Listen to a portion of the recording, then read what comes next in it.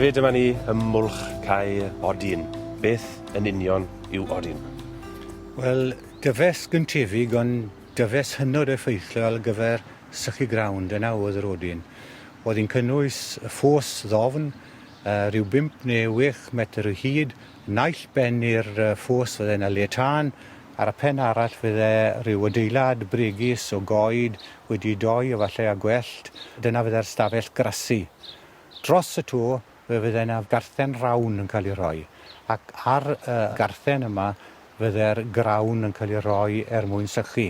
Felly bydde hwn yn beth gweledol iawn, bydde beth dynamic edrych yno gyda'r tân a'r mwg. Tân a mwg, ond gwaith y taniwr, oedd y taniwr yn rheoli'r mwg, wrth gwrs, oherwydd fe fydde gormod o fwg yn llygru'r grawn.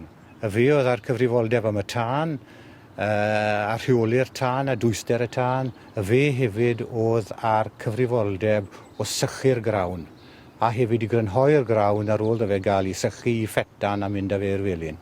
Mae olion ohonyn nhw gael yn yr oesoedd canol, ac yr oedd odynnau maes neu odynnau crasi yn weithredol yn yr ardal hon tan tua 1850.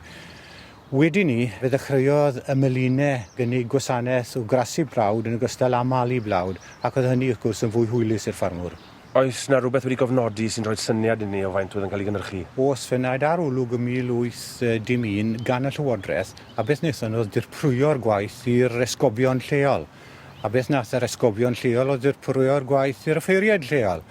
Ac fe gasglwyd wybodaeth yn Llanfihangel yr Arth fan hyn, ac mae'n nodyn diddorol dy fe wrth iddo fe ddychwelyd y cyfnodion at yr esgob.